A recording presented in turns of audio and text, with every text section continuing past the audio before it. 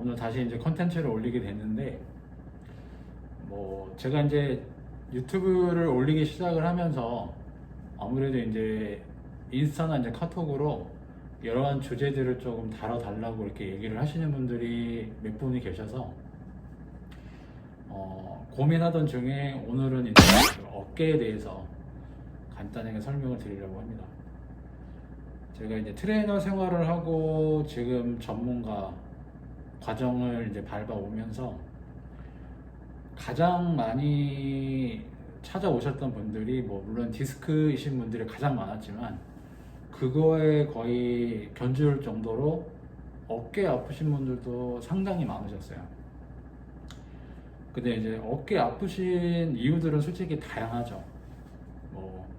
사무직을 하시는 분들이 그만큼 어깨에 쓰지 않고 체형적인 불균형이 와서 어깨가 아픈 경우도 있고, 운동 선수들은 그만큼 너무 많은 그런 과사용이 되고 과활성화가 되다 보니까 아무래도 이제 어깨나 관절낭이나 인대나 근육이나 근막에 손상을 줌으로써 그만큼 어깨 통증을 유발하는 경우도 많이 봤었는데,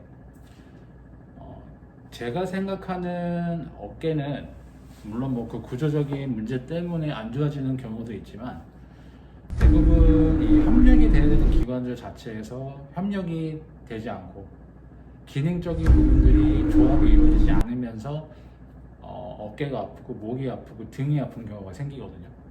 그러니까 그런 부분들이 무엇이냐면 등을 기반으로 하나로 보셔야 돼요. 그 하나를 봐야 되는 말이 무슨 말이냐면, 어깨가 아프다고 해서 어깨를 잘 치료를 하고 잘 관리를 하더라도 근본적인 등이 휘어 있고 척추가 틀어져 있다라고 하시면은 이 어깨는 또 안 좋아질 수밖에 없는 환경이 만들어지는 겁니다. 또 아무래도 이제 등이 굽게 되면서 어깨도 앞쪽으로 라운드가 되면서 근육 자체에 유착이 되거나, 그 다음에 이 체형적인 근육 때문에 척추가 협착이 되는 경우, 이런 부분들이 발생을 하게 됩니다. 그렇게 되면 이제 2차적인 통증들이 또 발생이 되게 되죠. 그게 바로 저희 몸의 보상작용이라고 하는 겁니다. 어느 한 군데가 안 좋아지면 또 다른 군데는 또 안 좋아지세요. 이런 것처럼 우리가 이제 자연스러운 운동, 움직임, 그런 부분들을 만들어내기 위해서는 반드시 필요한 게 가동성 훈련입니다.